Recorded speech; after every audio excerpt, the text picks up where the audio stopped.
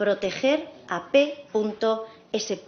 lograr la impunidad. Sus objetivos: jueces y magistrados como Alaya, Peinado o la jueza Viedma, fiscales, sus propios compañeros como Grinda o Luzón, y la UCO, por ni más ni menos que hacer su trabajo.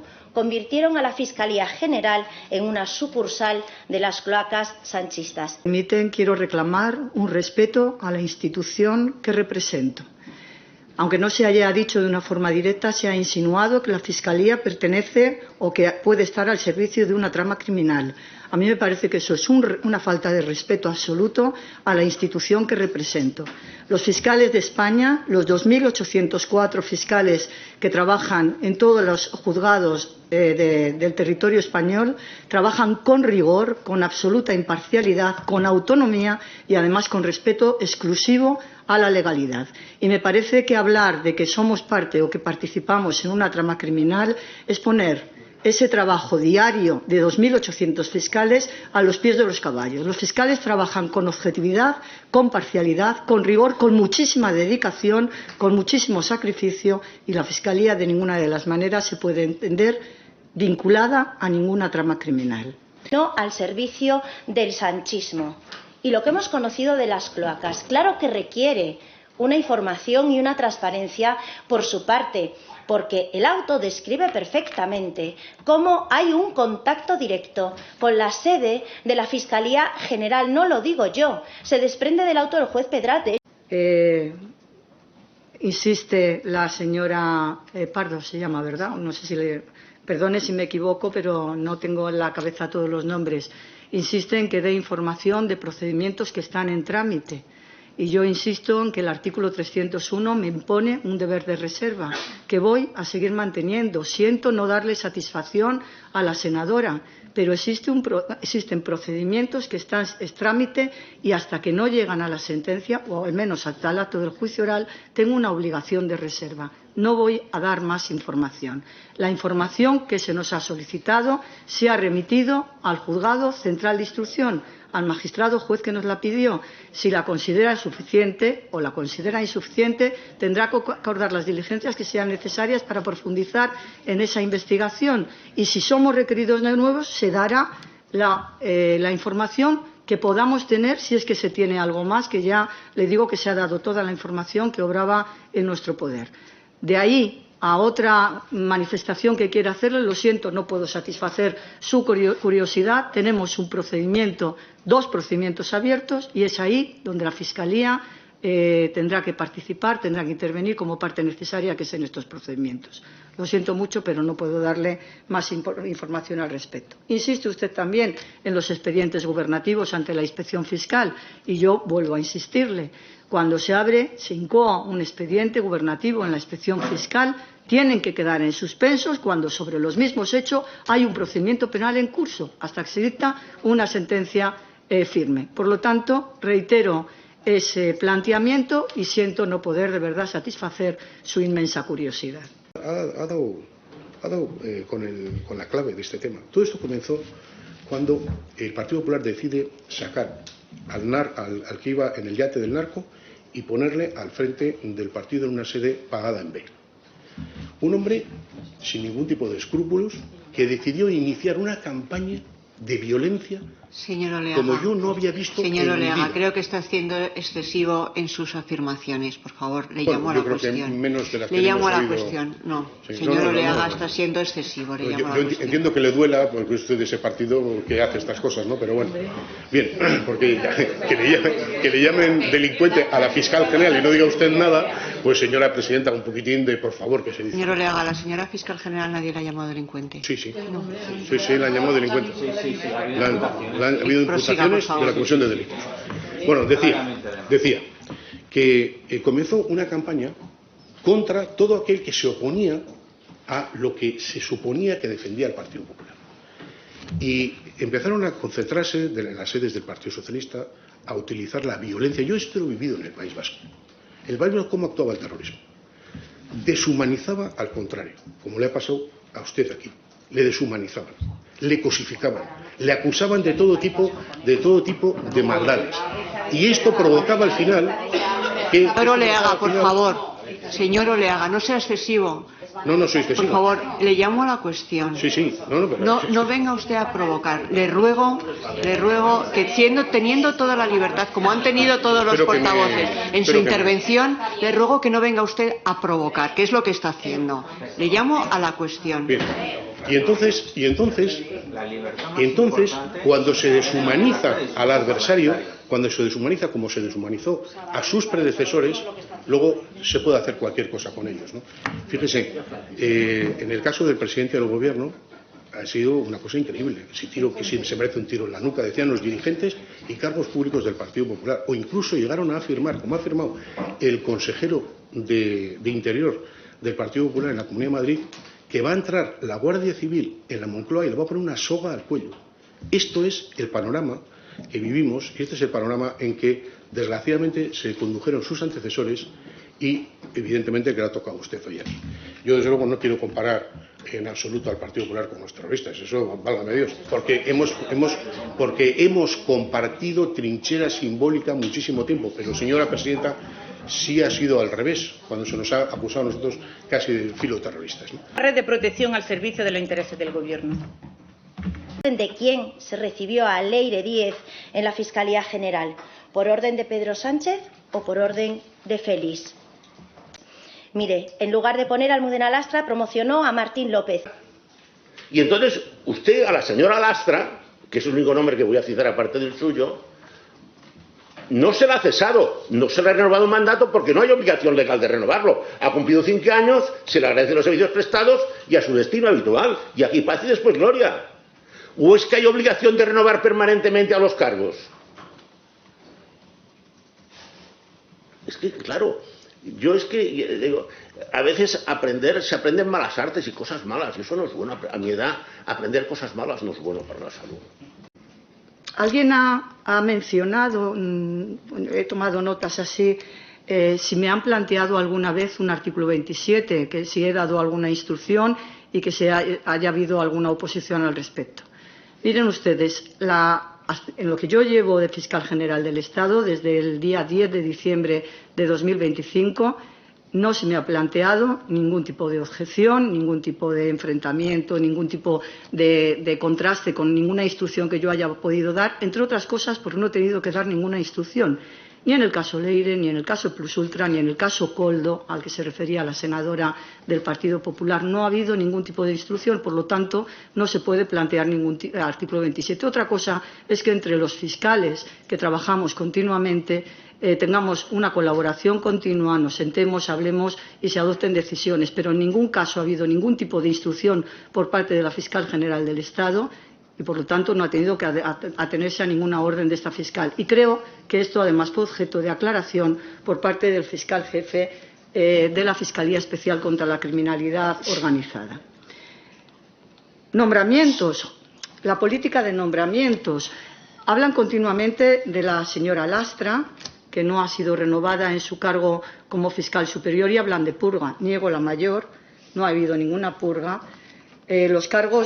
Todos los cargos de fiscales jefes son por 5 años. Una vez superado ese plazo, los cargos se someten a renovación o a un nuevo nombramiento. Y esto está dentro de la normalidad. Y si ustedes analizan los nombramientos que se han efectuado, no solamente durante mi mandato, sino durante todos los mandatos anteriores, verán que no siempre se han efectuado renovaciones. Y eso es absolutamente normal. No obstante, me van a permitir que recuerde, perdón, que he cogido porque quiero tener datos a mi mano, que les diga que en todo caso los nombramientos que yo he efectuado desde el momento que tomé posesión como fiscal general del Estado han obedecido a un juicio motivado de idoneidad. Me he basado en méritos, capacidad, experiencia y, cuando así lo exige, los proyectos que han sido presentados por los diferentes candidatos. Y, finalmente, he designado a quien he considerado más adecuado o adecuada para el desempeño de esa función. Miren, a lo largo de este tiempo y cada vez que me he afrontado a un proceso concursal de esta naturaleza, siempre nos hemos siempre hemos entendido que se me ha juzgado a mí porque privilegio a un tipo de candidatos y desprecio a otros, quiero poner en primer lugar en valor que todos los candidatos, todos los que se han presentado a los diferentes concursos, son excelentes profesionales, pero también los designados. Por lo tanto, entiendo que tienen que respetarse también a los candidatos que han sido designados. Todos ellos son excelentísimos profesionales. Obviamente, entre tantos candidatos, solamente uno puede ser designado para la plaza. Y obviamente, y también lo entiendo, el resto de candidatos y candidatas sufrirán una grave decepción, y lo entiendo, igual que la hubieran sufrido, por otra parte, los candidatos designados si no lo hubieran sido. Yo misma me he encontrado en esa situación. Yo he aspirado, he concursado a diferentes procesos concursales de carácter discrecional y no siempre he conseguido el nombramiento. Y jamás he puesto en cuestión ni la condición, ni la categoría, ni la valía, ni la experiencia, ni el mérito, ni la capacidad del candidato o candidata seleccionada. De ninguna de las maneras. Son nombramientos discrecionales, ya he hablado de lo que significa la discrecionalidad y he respetado absolutamente la decisión que haya mantenido en su caso él o la fiscal general correspondiente. Más allá de esto, y como siempre se nos critica o se me critica a mí, que soy sectaria en los nombramientos, quiero darles algunos datos que creo que son muy interesantes. Desde el momento que fui nombrada fiscal general del Estado, he realizado el nombramiento de 4 fiscales de primera categoría de fiscales de sala, 4 profesionales y solamente uno de ellos, siempre se me dice que nombro más a fiscales de una determinada asociación, de la Unión Progresista de Fiscales, pues miren ustedes, solamente uno de ellos pertenece a la Unión Progresista de Fiscales. Los otros 3 fiscales de sala son fiscales no asociados, según me han podido comentar en la propia Fiscalía.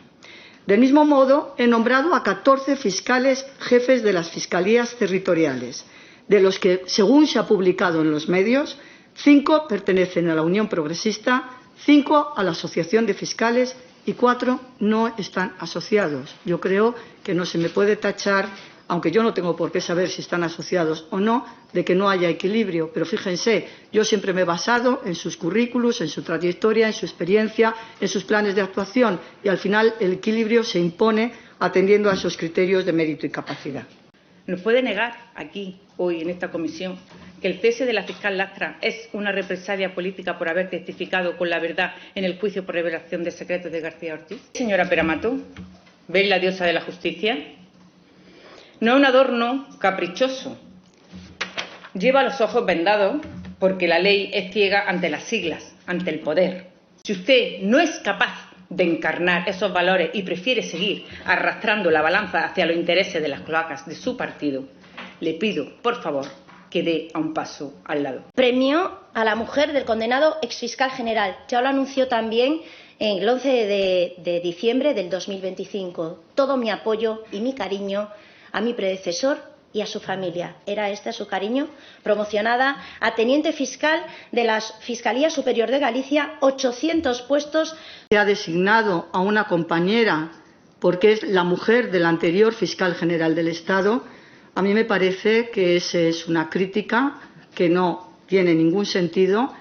La señora teniente fiscal de la Fiscalía Superior de Galicia tiene sus propios méritos, tiene una antigüedad muy alta, tiene un currículum brillante, ha estado afincada en la propia Galicia durante la mayor parte de su carrera. Eso no produce ningún demérito respecto del resto de los candidatos, pero ahí está, como decía el Tribunal Constitucional, la discrecionalidad, el valorar la necesidad, la adaptación del candidato al desempeño de la función para el que se le nombra. No creo que de ninguna de las maneras se pueda criticar a esta fiscal general no haber atendido. Primero, no haber oído al Consejo Fiscal. He oído a todos los vocales del Consejo Fiscal en todas sus manifestaciones. Insisto, en 17 ocasiones los votos fueron unánimes para el candidato que finalmente es seleccionado. Aun cuando no fuera así, insisto, el Consejo Fiscal, alguien más lo apuntaba anteriormente, no tiene un carácter decisorio. y es natural. Si fuera de otra manera, pues los nombramientos los tendría que hacer el Consejo Fiscal y no los tendría que hacer él o la Fiscal General del Estado. No, ya decía que no iba a perder muchísimo más tiempo que el que he intervenido, me dan mucho, pero es que no veo necesidad de dar ninguna explicación. Insisto, en relación a la posición de la Fiscalía en los procedimientos a los que se ha referido, no puedo entrar porque son procedimientos en curso y, por lo tanto, es ahí donde se tiene que centrar la investigación. Segundo, no puedo dar ninguna información de cuestiones que están siendo objeto de procedimiento. Usted me habla, bueno, algunas de las senadoras me hablaban del caso Leire, de las visitas, todo eso está siendo objeto de procedimiento, de investigación en el propio procedimiento judicial, las presuntas actuaciones de la fiscal superior de Madrid o de la fiscal, la excelentísima señora doña Pilar Llop, también están siendo objeto de procedimiento de investigación en ese procedimiento. Por lo tanto, no puedo hacer ninguna apreciación ni valoración al respecto. También me han preguntado que qué pasa con los expedientes, que si se van a abrir o incoar expedientes en la inspección. Hay expedientes incoados, pero si ustedes ven y estudian el reglamento del Ministerio Fiscal, cuando existe un procedimiento penal por la misma causa, los expedientes tienen que suspenderse hasta la resolución por sentencia firme del procedimiento penal correspondiente. De manera que no puedo darles más información por las razones que he apuntado y, por lo tanto, bueno, pues doy por concluida esta intervención. He insistido en alguna de las intervenciones en pedir información a esta fiscal general en relación a procedimientos penales que están en curso. Me da igual que sea el procedimiento Plus Ultra, el procedimiento de Leire o cualquier otro procedimiento. Son procedimientos que están en trámite y en esta fiscal general del Estado, cualquier fiscal, cualquier parte en el procedimiento viene obligada a respetar la reserva, que es una obligación jurídica establecida, como les dije en mi intervención inicial, en el artículo 301 de la Ley de Enjuiciamiento Criminal. Por lo tanto, no puedo hacer ningún tipo de observación ni hacer ningún tipo de comentario respecto de ningún procedimiento, ninguno. Fíjense, en relación a las reuniones de la Fiscalía, que tanto se ha insistido, quiero decirles que, como ustedes saben, el juez que lleva el procedimiento, el magistrado juez titular de la Plaza Quinta de la sección de instrucción del Tribunal Central de Instancia, ahora tiene ese nombre tan largo, en relación a sus diligencias previas, las 152.025, dirigió un oficio a la Fiscal General del Estado para que informáramos sobre una serie de datos que nos pedía. En concreto, nos solicitó información sobre determinadas personas que podían haber, se lo voy a decir exactamente, que podían haber acudido a la Fiscalía entre los meses de abril de 2024 a junio de 2025 y entre los meses de enero a junio del 25 y sobre posibles reuniones mantenidas entre abril del 24 a junio del 25. En relación al primer punto, que eran las denuncias presentadas ante la Fiscalía, se ha dado cumplida información al magistrado que nos ha requerido, incluso se le ha dado traslado de la documentación, y en cuanto a las reuniones también se le ha dado el traslado de la información que hemos podido tener como consecuencia de los expedientes existentes en Fiscalía y la investigación, bueno, no la investigación, el requerimiento que efectuó el fiscal jefe de la Secretaría Técnica para poder averiguar lo ocurrido. Y esa información se ha trasladado al magistrado juez.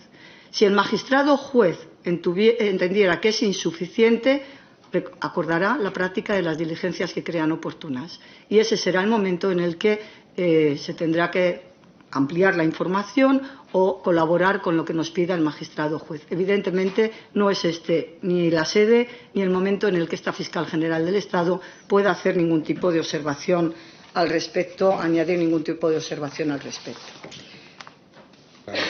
Mato, con respecto a esa expresión machista que se ha utilizado hacia una fiscal, ¿no? Esto es lo que le pasaba a la fiscal Dolores Delgado, lo mismo. Se podría decir, bueno, es un dato objetivo, que su marido es tal o el marido del otro es no sé quién. Claro, pero siempre coincide que se ponen los datos objetivos cuando se habla de las mujeres. Este es el machismo que vimos, la negación de la violencia de género, todo lo que usted sabe mucho mejor que yo, por su experiencia y lo que desafortunadamente los pactos indecentes entre la derecha y la extrema derecha están trayendo hoy a colación aquí. Pero mire, realmente la situación de los ataques, lo que usted ha vivido aquí, ¿no?, que se le haya acusado, pese a que la presidenta de la comisión no lo ha escuchado, pero que le han acusado a usted de cometer delitos, ¿no? Todo esto proviene básicamente de tres cosas. Primero es la posición que tiene el Partido Popular con respecto a la ley de amnistía. La derecha y la extrema derecha se opusieron y de ahí ha venido un conflicto que nosotros hemos sufrido en nuestras carnes, los socialistas y las socialistas, con las agresiones en nuestras sedes, con bombas en casas del pueblo, en fin, lo que ha sido una cosa alucinante, ¿no? Y con una deshumanización del presidente del gobierno que se le ha dicho de todo, ¿no? Para que, en fin, ¿no?, hasta que cosas que son... Y esto mismo se replica hacia otras instituciones del Estado cuando no comparten estos principios, ¿no?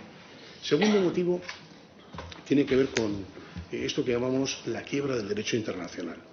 O sea, hoy en día que el presidente de un partido le parezca bien que un dirigente americano entre en Venezuela, mate a 200 personas y se lleve al presidente y a su mujer, o que le parezca bien que pongan una bomba en una escuela y maten a 180 niñas y luego bombardeen al líder religioso, pues esto o no condenen el genocidio en Gaza, son cosas que están pasando hoy en día. Y el derecho internacional es muy importante para nuestro país, para el conjunto de la democracia española. Señor Oleaga, está usted haciendo una provocación fuera de toda lógica.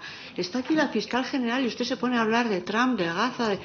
Yo le ruego, por favor, que por respeto a la fiscal general se ciña al objeto de estas comparecencias. Está usted llevando una actitud absolutamente provocadora para esta presidencia. Lo ha hecho en su primera intervención y lo está haciendo en la segunda. Yo le ruego, señor Oleaga, que se ciña a la cuestión y que se ciña y que, señor Madaleno, por favor. Señor Madaleno, por favor, estoy yo en el uso de la palabra. Y ahora le daré la palabra al señor Oleaga, pero no a usted. El señor Oleaga puede seguir. Me descuente esta interrupción innecesaria de mi tiempo, ¿no? Y en tercer lugar está el problema de fondo, que es la asunción de las investigaciones por las fiscalías. Esto es el problema de fondo, señora fiscal, y por eso la han tratado así, como la han tratado. Mire, el tener un sistema moderno de investigación de los delitos, como ya ocurre con la Fiscalía Europea o en el ámbito de menores, eso es una necesidad que no es que una necesidad que hayamos puesto en marcha en los gobiernos del Partido Socialista. O sea, es cierto que el primer borrador fue del ministro Caamaño, pero es que los ministros Gallardón y el ministro Catalá así lo defendieron, incluso juristas, en fin, ¿no?, como puede ser el propio Marchena, ¿no?, el que decía que iba a controlar la sala segunda por detrás. Yo no lo dejo ahí porque lo dijo el PP, ¿no? Todos estos defendían un cambio en el sistema de investigación porque eso varía mucho mejor nuestro sistema penal y nuestro sistema criminal. Y claro, esta es la cuestión. Cuando se producen cambios, cuando se va hacia la modernidad, cuando se va hacia la defensa de los derechos y las libertades, siempre hay resistencias de los sectores conservadores. Ha pasado siempre. Si aquí se han opuesto en nuestro país incluso hasta el divorcio en su día, ¿no?, con aquellas expresiones que decía aquel Álvarez Cascos, ¿no?, que decía que él solo creía en el matrimonio indisoluble. Siempre hemos asistido. Cuando ha habido un avance, una propuesta de modernización, una propuesta de hacer más moderno nuestro país, en todos los ámbitos, siempre está la derecha y la ultraderecha para salir a la calle y causar males y oponerse. Yo, en definitiva, me ha parecido que ha hecho usted un ejercicio de transparencia desde luego, muy razonable, que yo creo que es digno de agradecer el esfuerzo de transparencia que ha hecho. Lamento que se haya convertido esta sesión en una sesión de control, como si fuera usted un miembro del gobierno o algo semejante. Creo que no es este el sentido que tiene nuestra Constitución, la definición constitucional de la Fiscalía General del Estado, pero en definitiva me parece que el alegato que ha hecho usted diciendo que la Fiscalía en España está compuesta por personas que son íntegras, honestas y de amplia trayectoria y que son profesionales dignos, creo que debe ser compartida por todos, porque nuestra obligación como representantes del pueblo es defender las instituciones y en esto deberíamos estar comprometidos todos y todas.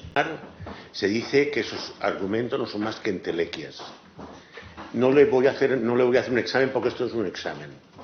Ni esto es pasapalabra, aunque sería más digno pasapalabra que algunas de las cosas que se han dicho aquí. Esto forma parte del voto particular al auto de 30 de septiembre de 2024 de la Sala Segunda. Es decir, el voto de un magistrado Estas frases que pueden parecer fuertes son está negro sobre blanco, está publicado, es público notorio, no es ningún secreto, es el voto particular de un magistrado de la Sala Segunda respecto al voto mayoritario de sus compañeros. Claro, en este contexto, privar, como se ha querido hacer aquí, al Ministerio Fiscal que recurra a lo que estime conveniente en virtud de los criterios político-criminales que tenga, políticos, jurídicos, etcétera, etcétera, es una amputación que carece de sentido y es abiertamente inconstitucional. Con lo cual, lo que le puedo decir es que contra la Inquisición, paciencia franciscana. No le puedo decir otra cosa, porque es lo que estamos viviendo aquí. Es decir, es un trágala permanente a ver el concurso de la más gorda, de la frase más gorda, de la bola más gorda, porque ya no son ni trolas, son auténticas bolas. Y después me llama la atención, y con esto concluyo, de las protestas y rasgadas de vestiduras de algunos de los representantes que aquí participan en esta comisión, que al mismo tiempo ejercen las acciones populares en casos en los que están personados, que no hayan pedido la abstención del Ministerio Fiscal, si tan perverso es en esos casos. El Ministerio Fiscal no se le puede recusar, pero sí se puede pedir la abstención y ponerlo al menos de manifiesto en el debate procesal. Y entonces aquí estamos diciendo que el Ministerio Fiscal está vendido, es un corrupto, está en manos de quien no debería estar, y en cambio, procesalmente, los mismos sujetos que aquí propagan esas manifestaciones, yo creo que no llegan ni a opiniones. Y iba a decir una palabra, pero por respeto a la sala no la digo. Yo creo que lo que tenían que haber hecho es pedir la abstención, al menos manifestar su disconformidad. Jurídicos que el Partido Popular presentó para oponerse a los que presentaba, por ejemplo, la Fiscalía en materia de amnistía, eran una auténtica chapuza. Una auténtica chapuza de informes. Pero no es la primera vez que pasa. Es que ha pasado lo mismo con las leyes del aborto, pasó con la ley de matrimonio igualitario, pasó con la ley de eutanasia, pasó con la ley de educación, la LOMLOE, por ejemplo. Todas esas leyes, el Partido Popular las recurría al Tribunal Constitucional, igual que hizo con la ley de amnistía, basándose en unos informes, en fin, que uno los leía y decía, esto lo ha hecho un jurista o un hooligan, ¿no? Y claro, cuando el fiscal general del Estado hacía, y lo ha señalado otro de mis predecesores en el uso de la palabra, cuando un fiscal general realizaba un informe contundente, serio y riguroso, ¿qué ha pasado? Pues que al final el Tribunal Constitucional le ha dado la razón al fiscal general del Estado, a la Fiscalía General del Estado, perdón, y no al Partido Popular. Y eso lo llevan muy mal, lo llevan fatal. Y por eso el trato que le están dando a usted, ni más ni menos que por eso. En lugar de pensar que usted quiere hacer las cosas bien, se plantean una reunión en la que básicamente lo que se le dice es que usted poco más o menos que es una persona que, fíjese, que se salta la ley para hacer nombramientos y perjudicar a no sé quién. O sea, le están acusando de prevaricación. Que usted es una persona corrupta que permite no sé qué cloacas y tal, ¿no? O sea, son expresiones que son intolerables si se dicen fuera de aquí. ¿Qué ocurre? Que aquí se pueden decir por qué.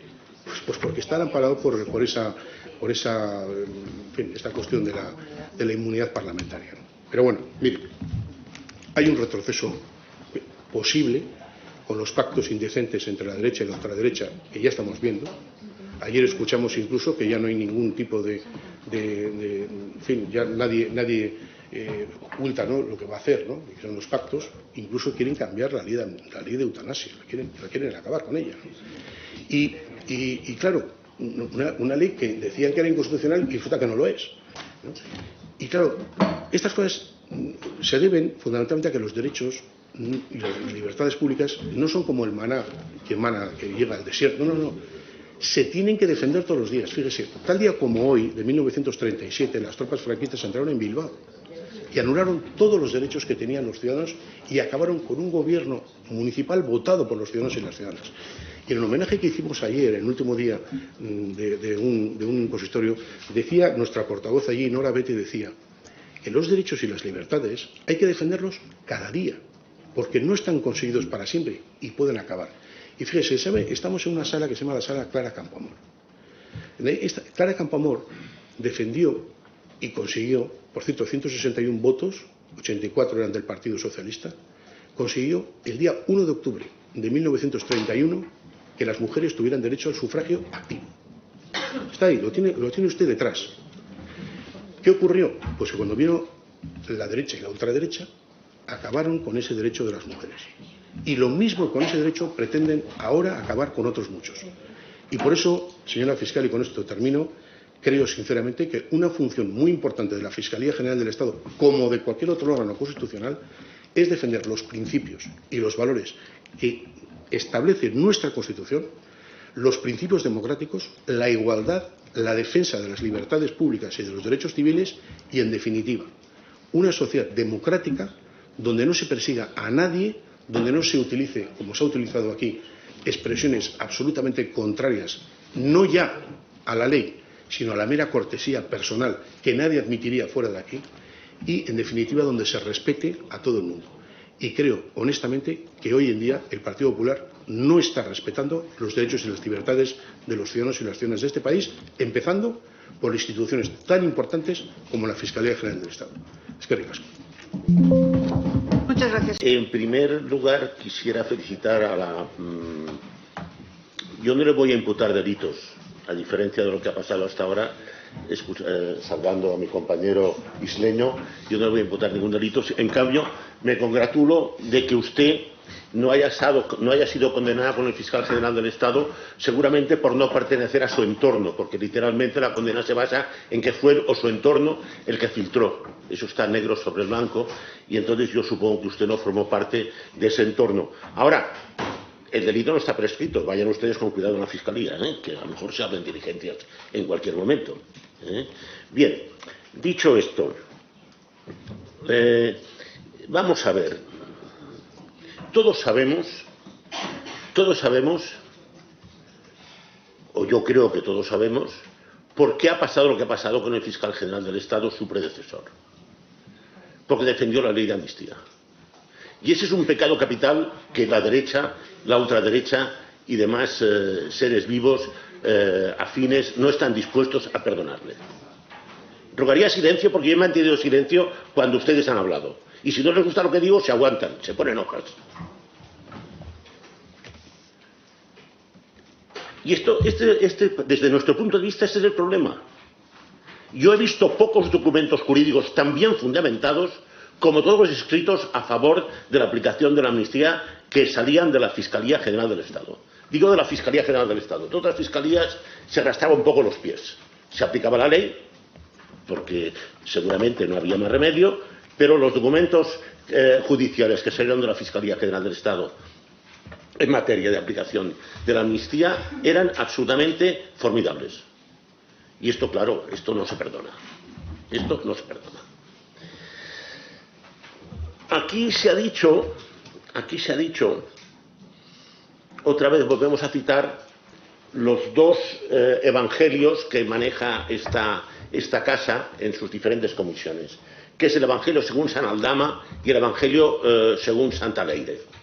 Dos documentos que no han sido adverados, ratificados ni sometidos a algún tipo de control, pero que, con la fe del carbonero, se aceptan como verdad revelada. Es decir, se trucan los 10 mandamientos de Moisés por los 2 mandamientos de Aldama y de Leire. Eso es sorprendente, porque ya no es que digamos que se aceptan como pruebas meros informes o atestados de la Policía Judicial, sino que documentos y declaraciones de particulares son la pieza suprema sobre la que pivota nuestro sistema acusatorio. Y esto es una cosa realmente sorprendente. En boca de quienes invocan la Constitución como norma suprema.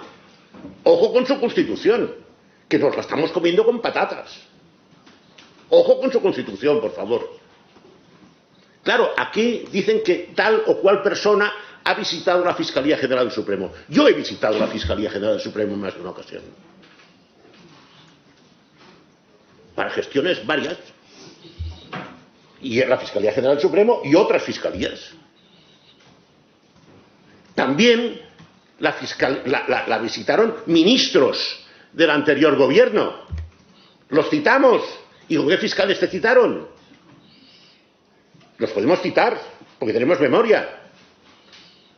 O sea, Es decir, vamos a ver. La compatibilidad de la legalidad, la imparcialidad y la independencia de la Fiscalía General del Estado con la defensa del condenado por el Tribunal Supremo, don Álvaro García Ortiz. Relacionado con el procedimiento al que se sometió o en el que fue investigado el anterior fiscal general del Estado. A este respecto, señorías, quiero iniciar mi exposición manifestando que comparezco en esta Cámara en el ejercicio de la responsabilidad institucional que me corresponde con el fin de exponer, desde una perspectiva estrictamente jurídica, ordenada y conforme a los principios que rigen al Ministerio Fiscal, la posición sostenida por esta institución, por el Ministerio Fiscal, en la causa seguida contra quien fue el anterior fiscal general del Estado. Lo hago, además, desde el respeto más escrupuloso a la función de colaboración con esta Cámara, pero también desde la exigencia de preservar la naturaleza constitucional del Ministerio Público, cuya misión, como establece el artículo 124, y ya lo he reiterado anteriormente, y también reconoce el artículo 1 del Estatuto Orgánico del Ministerio Fiscal, no es otra que promover la acción de la justicia en defensa de la legalidad, de los derechos de los ciudadanos y del interés público tutelado por la ley. Desde esta premisa conviene afirmar desde el inicio y con total claridad que la actuación del Ministerio Fiscal en este procedimiento se ha desarrollado en todo momento con sujeción estricta a los principios de legalidad e imparcialidad, tal y como dispone el artículo 7 del Estatuto Orgánico, principios que no constituyen, señorías, meras proclamaciones formales, sino verdaderos criterios normativos de actuación vinculante. Como recordarán, estos hechos tuvieron origen el origen fue un procedimiento en el ámbito de la investigación tributaria que culminó con la formulación de una denuncia por parte de la agencia tributaria el 22 de enero del 24 y la consiguiente apertura de unas diligencias de investigación por la Fiscalía Provincial de Madrid al día siguiente, el día 23 de enero de 2024. Esta secuencia inicial no presenta singularidad alguna desde la perspectiva jurídico-procesal, puesto que constituye el curso ordinario de las actuaciones en materia de delitos contra la hacienda pública. Posteriormente, el día 5 de marzo, de conformidad con el artículo, las funciones que nos atribuye el Estatuto Orgánico en el artículo 3, el fiscal formuló denuncia que fue repartida el 12 de marzo de 2024. Paralelamente, se interpuso una querella contra el anterior fiscal general del Estado ante el Tribunal Superior de Justicia de Madrid. El Tribunal Superior de Justicia de Madrid admitió a trámite la querella y elevó una exposición razonada al Tribunal Supremo al entender que, al tratarse de una persona aforada, era competencia del alto tribunal y el Tribunal Supremo asumió la competencia. Desde el punto de vista institucional, y ya en el estado inicial de ese procedimiento se pusieron en marcha con pleno rigor los mecanismos previstos en nuestro Estatuto Orgánico para garantizar la imparcialidad de la actuación del Ministerio Fiscal. En particular, el artículo 28 del Estatuto impone el deber de abstención cuando concurran circunstancias que puedan afectar a la objetividad del fiscal en un determinado procedimiento. En cumplimiento de ese mandato legal se produjeron la abstención de la fiscal provincial de Madrid y de la fiscal superior de Madrid. Ambas habían tenido intervención en la investigación anterior y, de igual manera, el propio fiscal general del Estado formuló su abstención en todas las actuaciones relacionadas con la causa. Esta decisión no respondió a un criterio de oportunidad, sino a la aplicación directa de una obligación estatutaria que constituye una garantía esencial del principio de imparcialidad.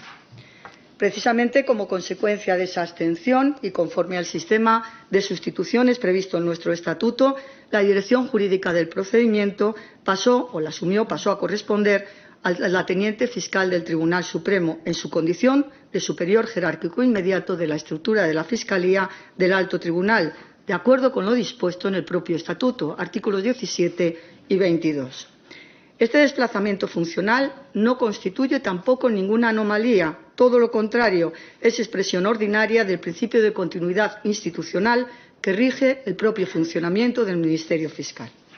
A partir de ese momento, la actuación procesal del Ministerio Fiscal se articuló de forma coordinada bajo la dirección de la teniente fiscal del Tribunal Supremo, con la participación del fiscal superior de la Comunidad Autónoma de Extremadura, don Francisco Javier Montero Juanes, quien intervino activamente tanto en la fase de instrucción ante el Tribunal Superior de Justicia como en la celebración del acto del juicio oral ante la Sala Segunda del Tribunal Supremo, actuando siempre conjuntamente con la teniente fiscal.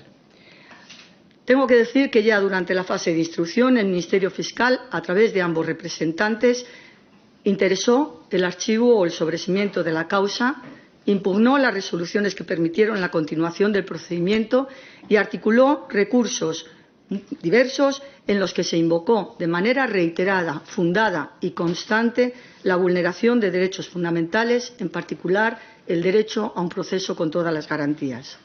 Esta línea argumental se mantuvo en la fase intermedia mediante la impugnación del auto de incoación del procedimiento abreviado y, finalmente, se presentó un escrito de conclusiones absolutorias en el trámite procesal oportuno, como ustedes conocen.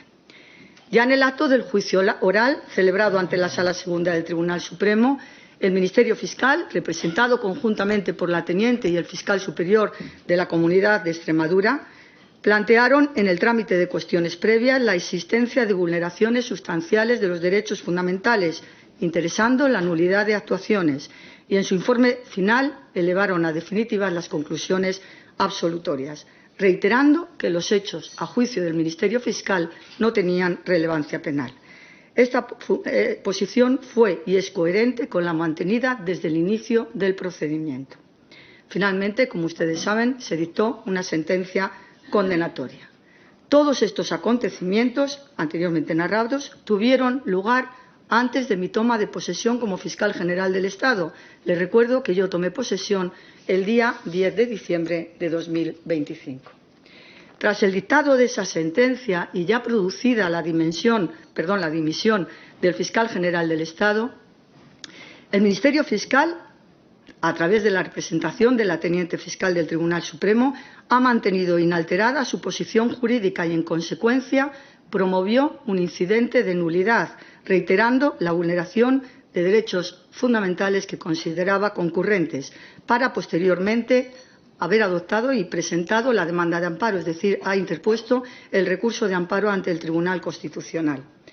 Esta decisión, señorías, no supone ninguna alteración en el ámbito competencial dentro de la propia institución, puesto que la teniente fiscal del Tribunal Supremo es la jefa superior de todos los fiscales de esta sección, pero además es una de las expertas, de las mayores expertas en el ámbito del derecho constitucional. Como saben, la señora teniente fiscal fue previamente fiscal jefe de la Fiscalía ante el Tribunal Constitucional durante muchísimo tiempo. Ya entrando en la ejecución, durante la fase de ejecución, el Ministerio Fiscal ha continuado interviniendo en defensa de la legalidad, conforme dispone el artículo 4 de nuestro Estatuto, formulando los escritos oportunos a requerimiento del Tribunal y manteniendo una posición coherente con la sostenida en todas las fases anteriores. Señorías, es preciso subrayar, como conclusión esencial, que la actuación del Ministerio Fiscal en esta causa no ha experimentado variación alguna como consecuencia del cambio de titularidad de la Fiscalía General del Estado, lo que, a mi modo de ver, evidencia que se ha atendido exclusivamente a criterios jurídicos y objetivos que no han dependido de individualidad, de ninguna voluntad individual de ningún tipo. El Ministerio Fiscal, señorías, en mi opinión, y así lo traslado, ha actuado en esta causa exactamente como exige la Constitución y el Estatuto, con independencia funcional, con sujeción a la legalidad y con pleno respeto a los derechos fundamentales. Muchísimas gracias. Me han pedido que explique a qué me referí cuando hablé de sanar las heridas abiertas en el Ministerio Fiscal. Desde mi responsabilidad como fiscal general del Estado, quiero subrayar que un discurso institucional, y en particular el de toma de posesión, constituye siempre un todo coherente, un armazón de sentido en que cada palabra se integra a una visión global del momento, de la institución y del compromiso que se asume con la sociedad. Cuando afirmé la necesidad de sanar la herida profunda que ha atravesado a la Fiscalía, lo hice siendo plenamente consciente del contexto en el que esta expresión se insertaba. un momento exigente para la institución, derivado de acontecimientos recientes que sin duda tuvieron un gran impacto en su percepción interna y externa. Aquellas palabras no pretendían en ningún caso una valoración aislada o descontextualizada, sino que formaron parte de un diagnóstico institucional responsable, acompañada de una llamada expresa al trabajo conjunto, a la lealtad y a la cohesión. Cuando hablé de la necesidad de sanar una herida institucional, lo hice desde la convicción de que las instituciones sólidas no son las que niegan las tensiones, sino las que saben afrontarlas con responsabilidad, con transparencia y con cohesión. Lamentablemente, esa idea ha sido en ocasiones simplificada, cuando en realidad responde a un planteamiento ampliamente compartido y una necesidad de consenso orientada a reforzar la institución. Y quiero afirmar con claridad que ese planteamiento no ha quedado en un plano meramente declarativo, sino que ha guiado de forma constante mi actuación desde mi nombramiento como fiscal general del Estado. En los meses en los que vengo ejerciendo este cargo de fiscal general del Estado, he mantenido de forma constante el debate, el diálogo, el encuentro y la búsqueda de consensos, tanto de manera directa como a través de los canales institucionales correspondientes. Convencida siempre de que una organización como el Ministerio Fiscal solo puede fortalecerse desde la pluralidad de sus voces y desde el respeto a sus mecanismos internos. Tenemos que reforzar y fortalecer la confianza interna y también la confianza externa. La confianza interna se recompone desde el respeto al principio de unidad y de colaboración activa. Es esencial reforzar los canales de participación, el diálogo profesional y el sentimiento de pertenencia a un proyecto común.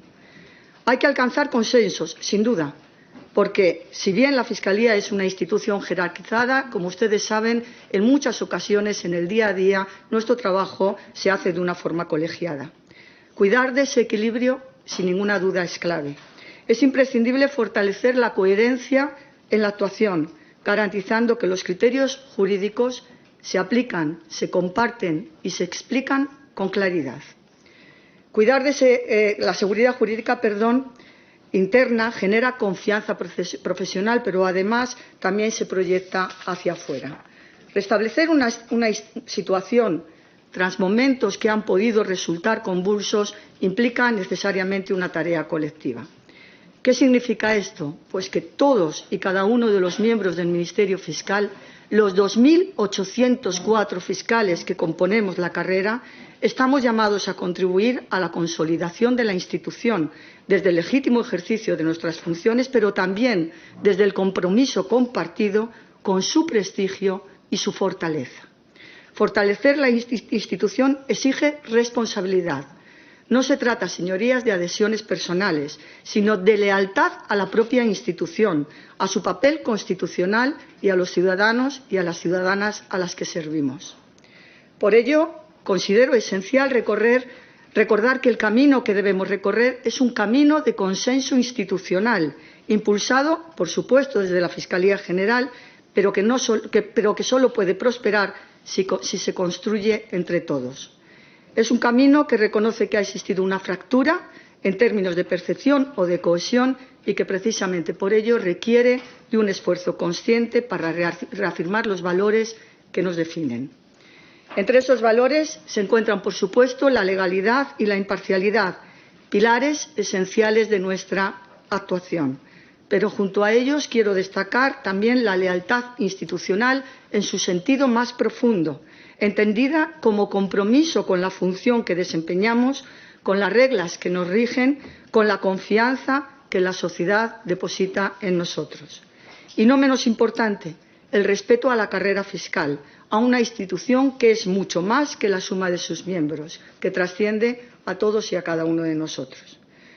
Solo desde esa combinación de principios, legalidad, imparcialidad, lealtad y vocación de servicio, podremos avanzar hacia una Fiscalía más fuerte, más cohesionada y respetada, capaz de cumplir con su función constitucional en el Estado de Derecho. Y por otra parte, y desde un punto de vista externo, la mejor manera de recomponer la confianza es hacer visible cómo trabajamos realmente. con rigor técnico y guiados exclusivamente por el principio de legalidad. Debemos mejorar la pedagogía institucional y esta también es una labor que incumbe a todos y cada uno de los fiscales que componemos la carrera. Y también debemos reforzar la transparencia, explicando qué hacemos, cómo lo hacemos y por qué lo hacemos, sin entrar al debate político ni al debate mediático. Finalmente, es fundamental apostar por la modernización de la institución, por la formación, la digitalización y el refuerzo de medios personales y materiales. Una Fiscalía bien dotada, cohesionada y orientada al servicio público transmite a los ciudadanos y ciudadanas seguridad y credibilidad. En definitiva, señorías, sanar las heridas implica reafirmar nuestros valores, reforzar la unidad interna y proyectar hacia la ciudadanía una Fiscalía serena, profesional y comprometida con el Estado de Derecho. El segundo de los requerimientos o del orden del día que ha planteado por las comparecencias interesadas va referida a la política de nombramientos. Señorías, asumir la responsabilidad de ser fiscal general del Estado, y esto quiero que lo tengan en cuenta durante toda mi intervención, el día 10 de diciembre de 2025. Y lo hice con la firme convicción de que uno de los pilares esenciales para fortalecer la credibilidad del Ministerio Fiscal reside en la integridad y objetividad de su política de nombramientos. Desde el primer momento he entendido que la legitimidad de nuestras decisiones no puede descansar en otra base que no sea la estricta observancia de los principios de mérito y capacidad, conforme a las exigencias constitucionales y al estatuto orgánico que rige nuestra institución. La provisión de destinos discrecionales en la carrera fiscal exige un ejercicio particularmente riguroso de responsabilidad institucional. En este proceso, el Consejo Fiscal desempeña una función de especial relevancia como órgano consultivo y de asesoramiento a la carrera, llamado a emitir informes y valoraciones que, sin ninguna duda, enriquecen la toma de decisiones. Ahora bien, dicha intervención, señorías, siendo esencial para garantizar la participación y el pluralismo interno, no tiene carácter decisorio, ni puede desvirtuar la responsabilidad última que el ordenamiento jurídico atribuye a la persona titular de la Fiscalía General del Estado, a quien corresponde en exclusiva la adopción de la decisión final mediante un juicio motivado de idoneidad. Esta posición institucional no solo es propia del diseño legal, sino que se inserta en la configuración constitucional del Ministerio Fiscal como órgano que actúa con plena autonomía en el ejercicio de sus funciones. Artículo 124 de la Constitución española. Dicha autonomía se proyecta de manera directa sobre la política de nombramientos en cuanto instrumento esencial de dirección y organización interna y comporta que esas decisiones deben adoptarse en un ámbito estrictamente jurídico e institucional y regido por sus propios mecanismos de garantía y, por supuesto, ajenos a cualquier condicionamiento externo que desborde ese marco.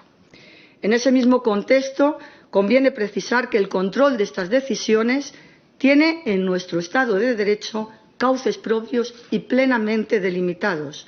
El control jurisdiccional en los términos que ha establecido la jurisprudencia del Tribunal Constitucional y los mecanismos internos previstos en nuestro Estatuto Orgánico.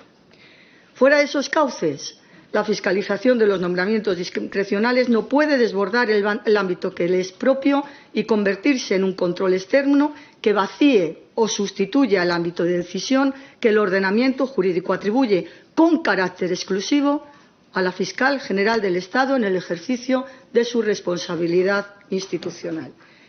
Y esta consideración, señorías, ha sido recientemente reafirmada por el Tribunal Constitucional en la sentencia 7/2026 de 15 de enero, precisamente relativa al nombramiento de un fiscal de la carrera.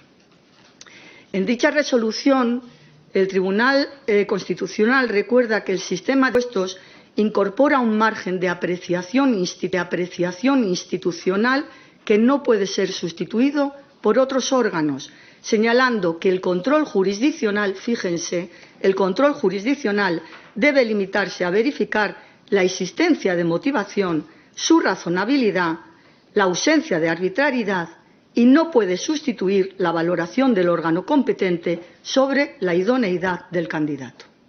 En este sentido, la misma sentencia del Tribunal Constitucional citada advierte que convertir estos procedimientos en esquemas rígidamente reglados, basados en una comparación cerrada de méritos predeterminados, desnaturalizaría su propia finalidad, al tratarse de puestos en los que concurren no solamente elementos objetivos, sino también factores de dirección, coordinación y adecuación funcional al proyecto institucional.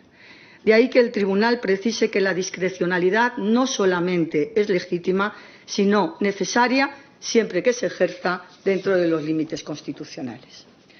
Por todo ello, señorías, en las decisiones adoptadas desde el inicio de mi mandato, entre ellas la cobertura de un conjunto significativo de plazas en febrero del año 2026 de este año, he querido situar en el centro del proceso selectivo el análisis objetivo de las trayectorias profesionales, la experiencia acreditada y los proyectos de actuación que fueron presentados por los candidatos. He considerado asimismo las aportaciones del Consejo Fiscal como elemento de juicio especialmente cualificado, pero siempre en el marco de una decisión final que ha de ser autónoma, motivada y coherente con las necesidades del servicio. Este enfoque responde a una concepción del Ministerio Fiscal como institución técnica vertebrada por profesionales cuya excelencia debe constituir la única referencia válida para el acceso a los puestos de mayor responsabilidad. La carrera fiscal está integrada, que lo sepan todos ustedes, por profesionales de altísima cualificación. Y mi deber como fiscal general es garantizar que esa cualificación excelente se proyecte de forma efectiva en la estructura directiva del Ministerio Público, atendiendo exclusivamente a parámetros objetivos y verificables. Soy plenamente consciente de que los procesos de nombramiento son observados con especial atención tanto dentro como fuera de la carrera. Precisamente por ello he asumido como prioridad reforzar la transparencia, la coherencia y la racionalidad de cada decisión, de manera que pueda ser comprendida y explicada en términos estrictamente profesionales, incluidos aquellos supuestos en que la decisión final no coincide o se ha apartado de las valoraciones emitidas en sede consultiva. En definitiva, señorías, la política de nombramientos que estoy impulsando se orienta a consolidar un modelo en el que la independencia del Ministerio Fiscal se articula a través de decisiones fundadas en el mérito, en la capacidad y adecuación al puesto, configurando así una estructura institucional al servicio exclusivo de la ley y ajena a cualquier otra consideración. Requerimiento y contribuir desde el respeto a las funciones propias de cada institución al adecuado desenvolvimiento de nuestro sistema constitucional.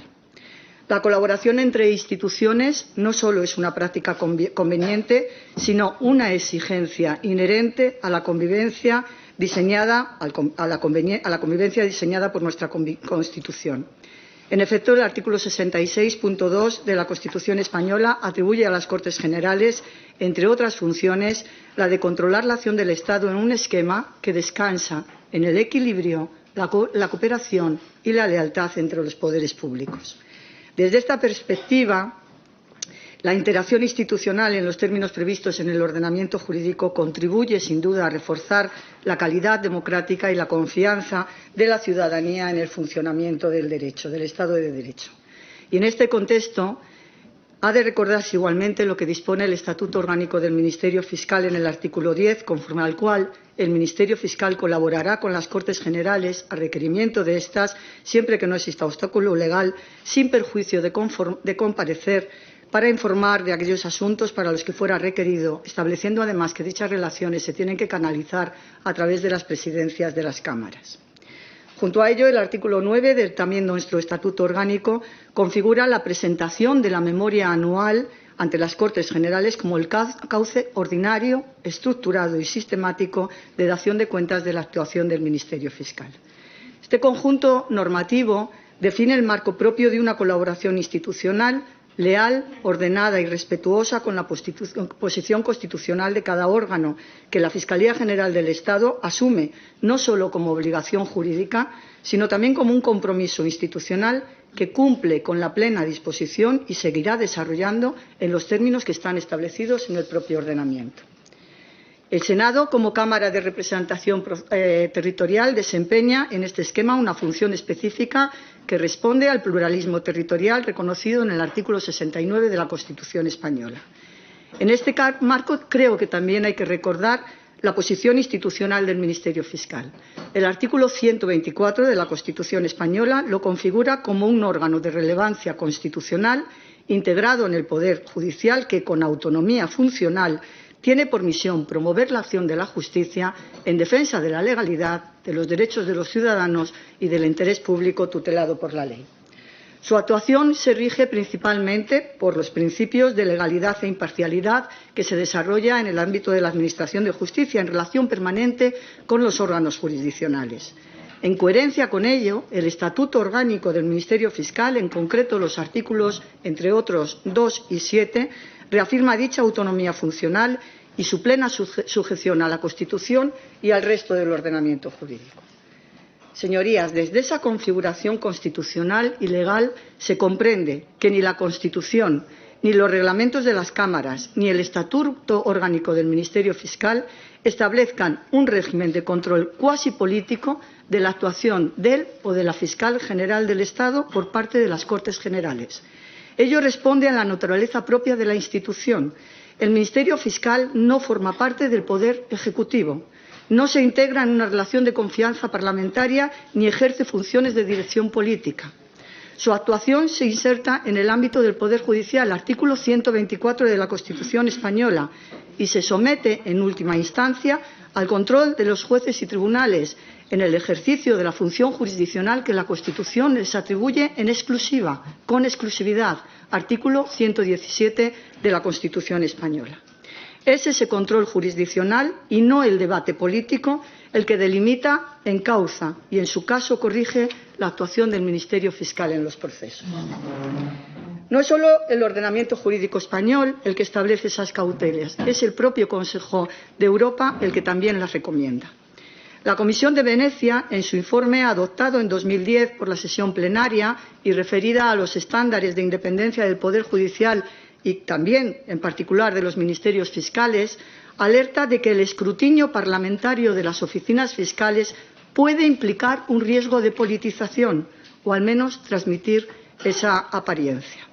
Literalmente, el informe señala en el considerando número 42 que no solamente existe el riesgo de que se tenga en cuenta la presión populista en relación a los casos particularmente planteados en el Parlamento, sino que la rendición de cuentas parlamentaria también puede ejercer presión indirecta sobre un fiscal para evitar tomar decisiones impopulares o tomar decisiones que son populares entre la legislatura.